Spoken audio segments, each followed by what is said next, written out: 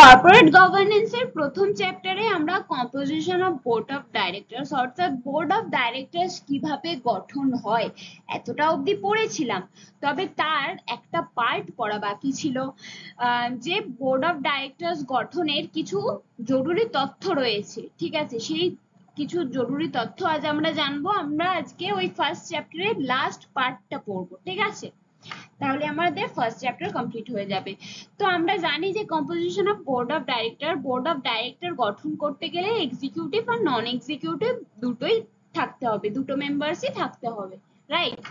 Next আমরা কিছু তথ্য জেনে নেব ইম্পর্টেন্ট। প্রথমত একটা ডাইরেক্টরকে, যে কোনো একটা ডাইরেক্টরকে অন্তত রেসিডেন্ট অফ ইন্ডিয়া হতে হবে, অর্থাৎ সে যেন 182 দিন ভারতে বসবাস করে থাকে, যে কোনো একটা ডাইরেক্টরকে বোর্ড অফ ডাইরেক্টরস এর মধ্যে। ঠিক আছে, দ্বিতীয়ত হচ্ছে ওয়ান শুড বি ইন্ডিপেন্ডেন্ট, একজনকে স্বাধীন থাকতে হবে, বোর্ড অফ ডাইরেক্টরস এর যে কোনো একজন স্বাধীন থাকবে। তৃতীয়ত হচ্ছে যে কোনো একজন ডাইরেক্টর মহিলা হবে। ঠিক আছে, চতুর্থ হচ্ছে ম্যাক্সিমাম 15টা ডাইরেক্টর থাকতে হবে বোর্ড অফ ডাইরেক্টরসে। ম্যাক্সিমাম 15টা ডাইরেক্টর থাকতে পারে, এর বেশি থাকতে পারে না। এর বেশি যদি থাকতে হয় তাহলে স্পেশাল পারমিশন লাগে, তাহলেই থাকতে পারবে। ঠিক আছে, নেক্সট হচ্ছে if chairman non-executive then 1/3 member should be non-executive। কি বলেছে যে যদি চেয়ারম্যান নন এক্সিকিউটিভ হয় তাহলে বোর্ড অফ ডাইরেক্টরস এর 1/3 মেম্বার্স নন এক্সিকিউটিভ হতেই হবে। তারপরে বলেছে যদি চেয়ারম্যান এক্সিকিউটিভ হয় তাহলে বোর্ড অফ ডাইরেক্টরস এর হাফ মেম্বার্স এক্সিকিউটিভ হতে হবে। আর তারপরে বলেছে বোর্ড অফ ডাইরেক্টরস এর চেয়ারম্যান যদি নন এক্সিকিউটিভ প্লাস প্রমোটার হয় তাহলে বোর্ড অফ ডাইরেক্টরস এর হাফ মেম্বারকে নন এক্সিকিউটিভ হতে হবে। তাহলে হাফ মেম্বারসকে নন এক্সিকিউটিভ কখন হতে হবে? যখন চেয়ারম্যান নন এক্সিকিউটিভ প্লাস প্রমোটার হবে। আর এক্সিকিউটিভ হাফ মেম্বার্স কখন হবে? যখন চেয়ারম্যান এক্সিকিউটিভ হবে। আর চেয়ারম্যান যদি শুধু নন এক্সিকিউটিভ হয়, প্রমোটার না হয়, তাহলে 1/3 মেম্বার্স নন এক্সিকিউটিভ হলেই চলবে। এটা ছিল কিছু জরুরি তথ্য যেটা আমাদের জানা খুব দরকার ছিল। নেক্সট পেজে চলে যাব। ও আরেকটা কথা, LODR এটার ফুল ফর্মটা আমরা জেনে রাখবো, লিস্টিং অব্লিগেশন ডিসক্লোজার রিকোয়ারমেন্টস। এটা ইম্পর্টেন্ট একটা বইতে ছিল একটা পয়েন্ট, যেটা আমার মনে হলো অ্যাড করাটা জরুরি। Next, the role of the board of directors in corporate governance। corporate governance এ যে ডাইরেক্টর বোর্ড অফ ডাইরেক্টর থাকে যারা, তাদের রোল কি, তারা কি রেসপন্সিবিলিটি নেয়, তারা কি কাজকর্ম করে। প্রথমত strategic oversight, approves and monitors the company's long-term goals and business strategy। অর্থাৎ কোম্পানির ভবিষ্যতের যা লক্ষ্য, কোম্পানির যা বিজনেস স্ট্র্যাটেজি, সেগুলো ঠিকঠাক আছে কিনা, ঠিকঠাক থাকলে সেগুলোকে অ্যাপ্রুভ করে আর সেগুলো মনিটর করে যে সেইগুলো ঠিকঠাক ভাবে ইমপ্লিমেন্ট হচ্ছে কিনা, মানে যেই গোলসটা অ্যাচিভ করার জন্য যে স্ট্র্যাটেজি ফলো করা হচ্ছে সেটা ঠিকঠাক ভাবে ফলো করা হচ্ছে কিনা। ঠিক আছে, এটা মনিটর করে। ঠিক আছে, দেখাশোনা করে যে ঠিকঠাক সমস্ত কিছু ফলো হচ্ছে কিনা। নেক্সট পয়েন্টে চলে যাব। Accountability ensures management is accountable to shareholders and other stakeholders। অর্থাৎ শেয়ার হোল্ডার্স এবং স্টেক হোল্ডার্স অর্থাৎ কি, বিজনেসের এমপ্লয়ি, ক্রেডিটর্স, এনারা। তো শেয়ার হোল্ডার আর স্টেক হোল্ডাররা নিজেদের প্রাপ্যটুকু পাচ্ছে কিনা, ঠিকঠাক কারোর সাথে কোনো ভুল কিছু হচ্ছে কিনা, সেগুলো ম্যানেজমেন্ট খবর রাখছে কিনা, সেইটা আবার দেখাশোনা করে বোর্ড অফ ডাইরেক্টরস। বোঝা গেল? নেক্সট পয়েন্টে চলে যাব। Risk management identifies, assesses and monitors business risks and internal controls।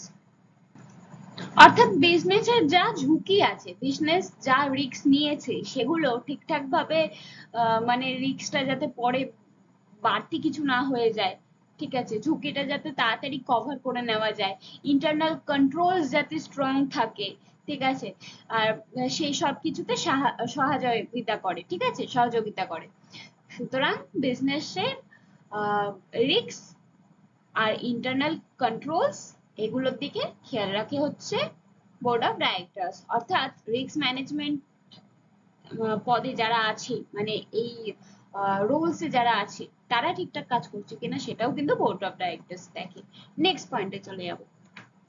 Executive supervision appoints, evaluates, and if necessary removes senior executives like CEO.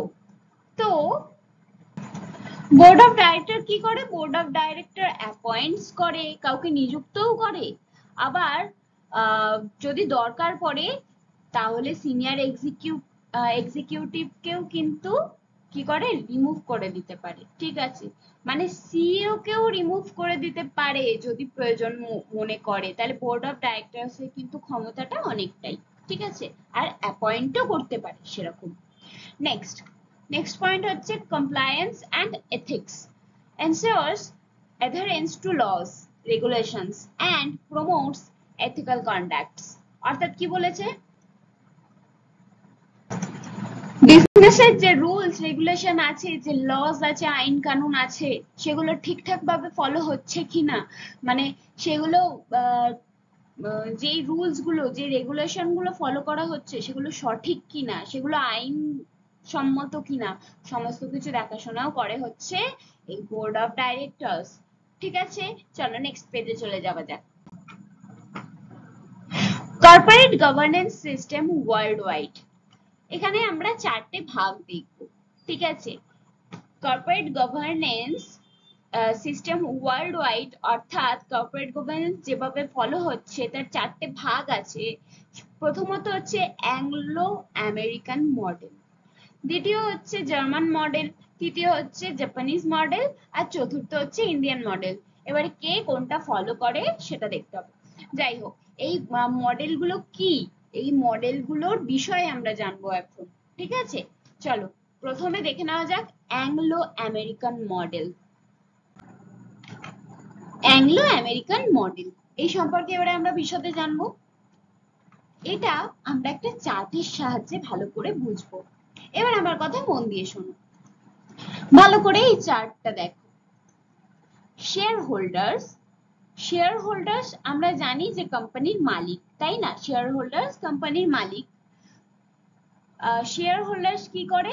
Board of directors K elect করে, অর্থাৎ তাদের যা voting পাওয়ার আছে সেই ভোটিং পাওয়ার দিয়ে বোর্ড অফ ডাইরেক্টরস কে নির্বাচন করে, যে বোর্ড অফ ডাইরেক্টরস এর মধ্যে কারা কারা থাকবে এটা নির্বাচন করে, ঠিক আছে, হয়ে গেল। বোর্ড অফ ডাইরেক্টরস কি করছে? Board of directors executive directors কে নির্বাচন করছে, ঠিক আছে। বোর্ড অফ ডাইরেক্টরস কি করছে? এক্সিকিউটিভ ডাইরেক্টরস কে নির্বাচন করছে। আর এক্সিকিউটিভ ডাইরেক্টরস কি করছে?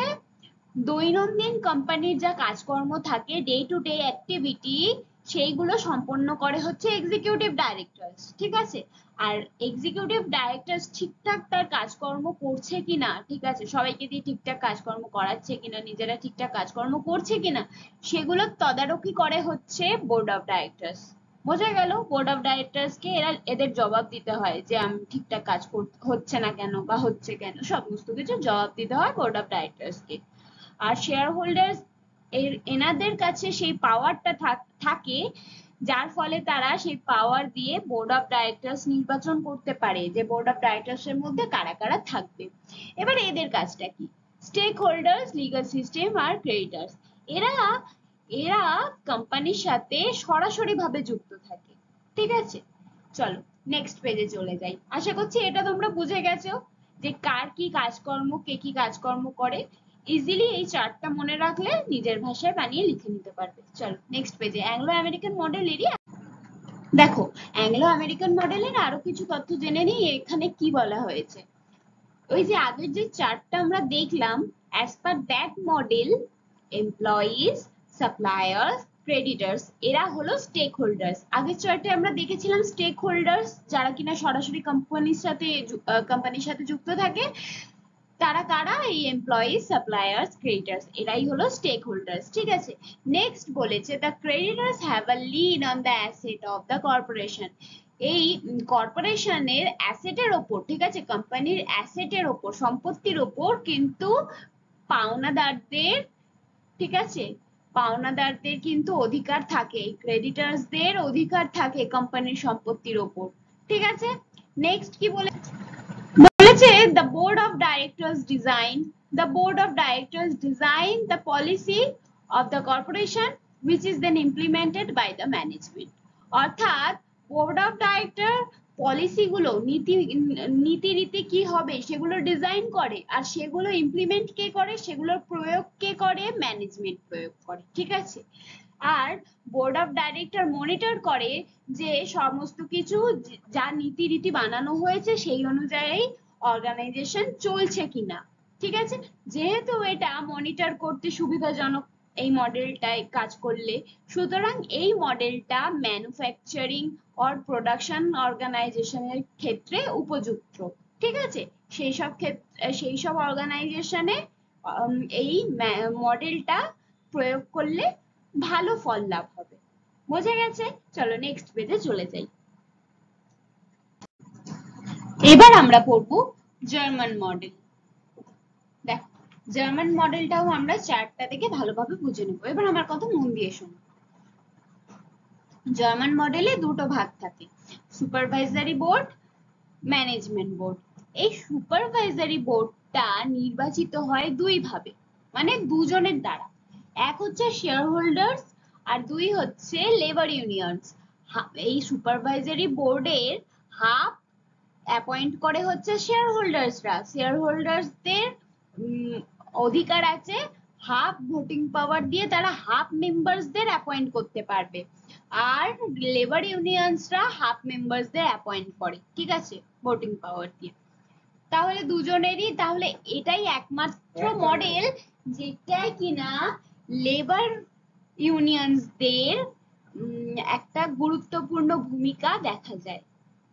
ঠিক আছে, তাদেরকে একটু মানে পাত্তা দেওয়া হয়, ভাও দেওয়া হয়, তারা অংশগ্রহণ করতে পারে এই শাসন ব্যবস্থায়। তো এটা একটা খুব ভালো বিষয়। এই সুপারভাইজারি বোর্ড আবার ম্যানেজমেন্ট বোর্ডকে অ্যাপয়েন্ট করে। সুপারভাইজারি বোর্ড ম্যানেজমেন্ট বোর্ডের লোকজনকে অ্যাপয়েন্ট করে, আর ম্যানেজমেন্ট বোর্ড কোম্পানির day to day function run করে। ঠিক আছে, মানে ম্যানেজমেন্ট বোর্ড কোম্পানির দৈনন্দিন সব কাজকর্ম হ্যান্ডেল করে, আর ম্যানেজমেন্ট বোর্ডকে আবার সুপারভাইজারি বোর্ডকে জবাবদিহি করতে হয় যে কাজকর্ম কেন হলো না ঠিকঠাক, এইসব যদি কোনো ব্যাপার হয় তাহলে সুপারভাইজারি বোর্ডকে জবাব দিতে হয়। আর সুপারভাইজারি বোর্ড নির্বাচিত হয় এই দুজনের দ্বারা। বোঝা গেল? আশা করছি এই মডেলটা খুব ইজি, ভালোভাবে বোঝা গেল। চলো নেক্সট নোটসে কি আছে আমরা একটু জেনে নিই। দেখো, নোটসে তো ওইগুলোই বলা আছে শুধু নিজের ভাষায়, তবে একটা ইউনিক যেটা মনে রাখতে হবে যে এটাই একমাত্র মডেল যেখানে কিনা লেবার ইউনিয়নসদের আর কি অধিকার দেওয়া হয় যে তারা নিয়ম নীতি নির্ধারণ করার জন্য সুপারভাইজারি বোর্ডকে নিয়োগ করতে পারবে। ঠিক আছে, তারা নিজেদের ভোটিং পাওয়ার ইউজ করে সুপারভাইজারি বোর্ডকে নিয়োগ করতে পারবে।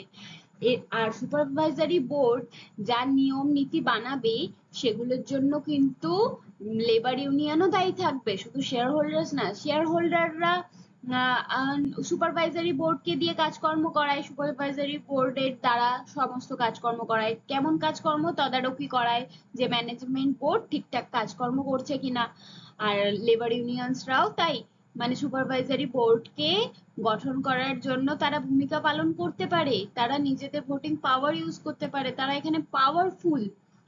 তো তারা সেটা ইউজ করে, আর নিয়ম নীতি ঠিকঠাক দেখাশোনা হচ্ছে কিনা, মানে দেখাশোনা নিয়ম নীতি ঠিকঠাক নিয়ম তৈরি করা হয়েছে কিনা সেটা লেবার ইউনিয়নসরা কিন্তু তাদের মতামত প্রকাশ করতে পারে। ঠিক আছে, চলো নেক্সট হচ্ছে এই জার্মান মডেলেরই আরো কিছু তথ্য এখানে দিয়েছে, যেমন the supervisory board which is jointly appointed by shareholders and labor unions appoints and monitors management board, যেমনটা আমি বললাম যে সুপারভাইজারি বোর্ড শেয়ার হোল্ডার আর লেবার ইউনিয়নস এর দ্বারা নির্বাচিত হয়।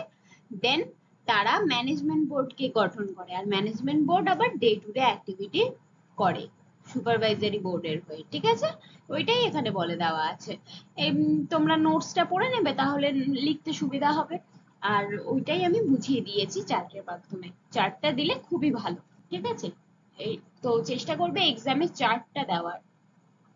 এখানে তথ্য তো লিখতেই হবে, তথ্য লিখে নিচে চার্টটা দেবে। ঠিক আছে, চলো নেক্সট। এবার আমরা করব জাপানিজ মডেল। চলো জাপানে চলে যাই, চার্টটা দেখে ভালো করে বুঝে নি। আমার কথা এবার মন দিয়ে শোনো। সুপারভাইজারি বোর্ড থাকে, যাকে অ্যাপয়েন্ট করে হচ্ছে শেয়ার হোল্ডার আর ব্যাংক। এবার তোমরা ভাববে ব্যাংক কেন অ্যাপয়েন্ট করতে যাবে? জাপানে এমন একটা সিস্টেম, মানে জাপানিজ মডেলটা এমন একটা মডেল যেখানে কোনো কোম্পানিকে কোনো ব্যাংক যদি অর্থ প্রদান করে, মূলধন দেয়, ঠিক আছে, লোন টোন নেয় ধরো, বা কিছু অর্থ প্রদান করে কোনো কারণে, এবার সেই ব্যাংকটা অধিকার রাখে যে আমি সুপারভাইজারি বোর্ডের মেম্বার অ্যাপয়েন্ট করব, ঠিক আছে, ম্যানেজার প্রোভাইড করব। তাহলে ক্ষমতাটা দেখো, যেহেতু ব্যাংক কোম্পানিকে টাকা দিচ্ছে কোম্পানি রান করার জন্য, সেহেতু ব্যাংক নিজের এই অধিকার বোধটা জমাচ্ছে যে আমি যেহেতু টাকা দিচ্ছি, আমি তাই সুপারভাইজারি বোর্ড গঠন করব। বোঝা গেল? আর শেয়ার হোল্ডার্সও সুপারভাইজারি বোর্ড গঠন করে, এটা তো অবাক কিছু নেই, শেয়ার হোল্ডার্স কোম্পানির মালিক, তাই জন্য করে। কিন্তু ব্যাংক যেহেতু টাকা দিচ্ছে কোম্পানিতে, মূলধন প্রোভাইড করছে, তাই ব্যাংক সুপারভাইজারি বোর্ড অ্যাপয়েন্ট করতে পারবে, এমনকি ইনক্লুডিং প্রেসিডেন্ট। এমনকি ব্যাংক অর্থ সংস্থাকারী যারা, তারা প্রেসিডেন্টও অ্যাপয়েন্ট করতে পারবে, এই ক্ষমতাটাও ব্যাংক রাখে। ঠিক আছে, এবার দেখো সুপারভাইজারি বোর্ড গঠন হলো, প্রেসিডেন্ট গঠন হলো। প্রেসিডেন্ট কি করছে? প্রেসিডেন্ট গঠন করছে এক্সিকিউটিভ ম্যানেজমেন্ট। এক্সিকিউটিভ ম্যানেজমেন্টের লোকদের প্রেসিডেন্ট অ্যাপয়েন্ট করছে, ঠিক আছে, তাদের কাজকর্ম দেখাশোনা তদারকি করছে। এক্সিকিউটিভ ম্যানেজমেন্ট কি করছে? এক্সিকিউটিভ ম্যানেজমেন্ট কোম্পানিটাকে ম্যানেজ করছে, অর্থাৎ কোম্পানির যে দৈনন্দিন কাজকর্ম সেগুলো দেখাশোনা, সেগুলো তদারকি কে করে? কোম্পানির দৈনন্দিন কাজকর্ম কে করে? এই এক্সিকিউটিভ ম্যানেজমেন্টে যারা আছে ব্যবস্থাপনার, সেই মেম্বার্সরা কোম্পানির এই দৈনন্দিন কাজকর্ম দেখাশোনা করে। এবার যেমনটা অপোজিটে হয়ে আসে যে এক্সিকিউটিভ ম্যানেজমেন্ট যেহেতু কোম্পানির দৈনন্দিন কাজকর্মের দেখাশোনা করছে, তাই প্রেসিডেন্টকে তাদের জবাবদিহি করতে হচ্ছে যে কাজটা কেন হলো না, ঠিক আছে, কাজটা কেন হলো না, এই ওই সব জবাবদিহি করতে হচ্ছে। প্রেসিডেন্ট আবার কি করবে? প্রেসিডেন্ট আবার সুপারভাইজারি বোর্ডকে ইয়ে করবে, রিপোর্ট করবে যে কাজটা কেন হলো না, না হলো না, এইসব জবাবদিহি করবে হচ্ছে প্রেসিডেন্ট সুপারভাইজারি বোর্ডকে। বোঝা গেল? আর সুপারভাইজারি বোর্ড আবার ব্যাংককেও করে। ব্যাংক এই ক্ষমতাটাও রাখে যে যদি প্রয়োজন পড়ে তাহলে বোর্ডকে একদম স্থগিত রাখবে, স্টপ করে দেবে, এই ক্ষমতাটাও ব্যাংক রাখে। ঠিক আছে, এটাই এখানে বলেছে। আর ব্যাংক আবার নিজেদের লোকজনও নিযুক্ত করে।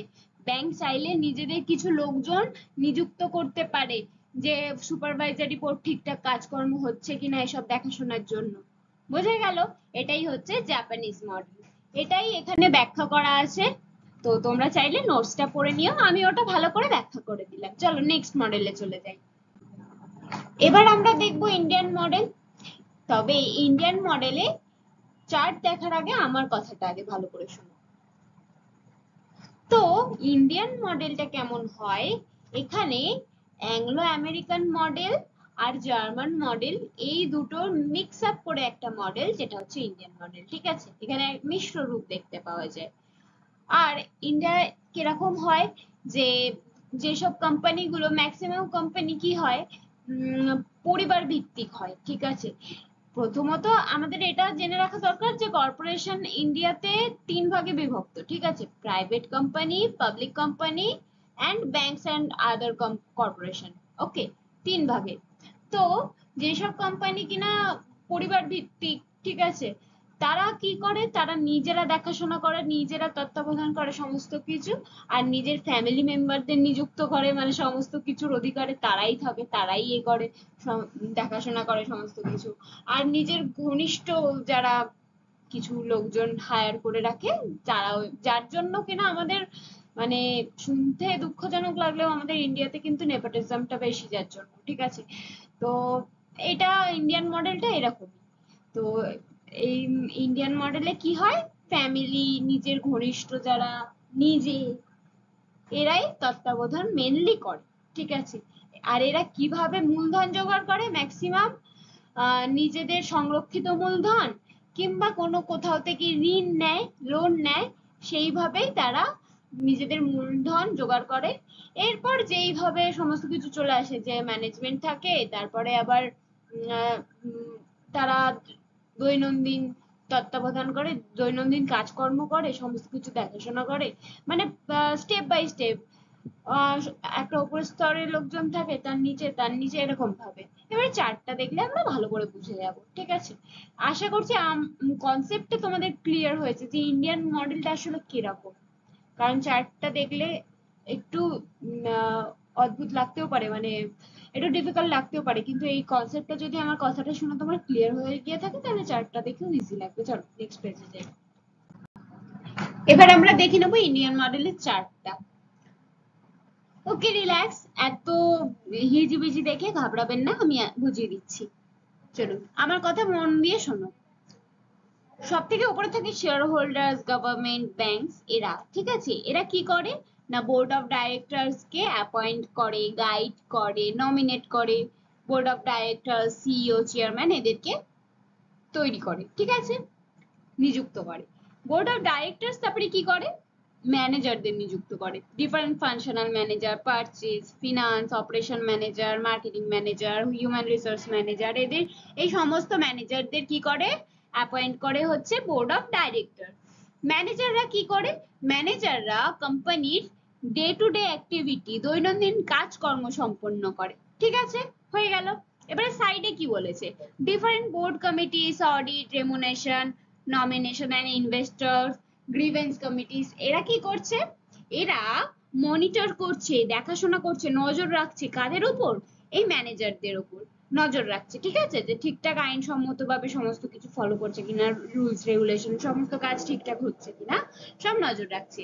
এরপর কি হচ্ছে, ম্যানেজাররা রিপোর্ট করছে কাকে, বোর্ড অফ ডাইরেক্টরসদের, যে ঠিকঠাক কাজকর্ম হচ্ছে কি হচ্ছে না। বোর্ড অফ ডাইরেক্টরসরা একদম খবর নিচ্ছে, কেন এটা হয়নি, কি জন্য হয়নি, ম্যানেজাররা রিপোর্ট করতে বাধ্য, জবাবদিহি করবে, সরি এই জন্য হয়নি, ওই জন্য, বোঝা গেল।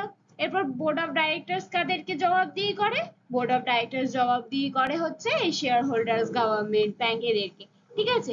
মানে ওপরের সবাই হুকুম চালায়, এবার নিচ থেকে সবাই কি করে, সরি সরি সরি, এই জন্য হয়নি, ওই জন্য হয়নি বলতে বলতে যায়। ব্যাস এই করেই শেষ ইন্ডিয়ান মডেল। খুব ইজি ছিল, আশা করছি সমস্তটা বুঝতে পেরেছো। পুরো ভিডিও দেখো, কনসেপ্টটা ক্লিয়ার করে নাও। চলো তাহলে ফার্স্ট চ্যাপ্টার কর্পোরেট গভর্নেন্স এর পুরো তোমাদের কমপ্লিট হয়ে গেল। খুব তাড়াতাড়ি দেখা হবে সেকেন্ড চ্যাপ্টার নিয়ে। আমার ভিডিওটা সম্পূর্ণ দেখার জন্য অনেক অনেক ধন্যবাদ। যাওয়ার আগে একটা লাইক শেয়ার করে যেও, আর কমেন্টও। ওকে, টাটা।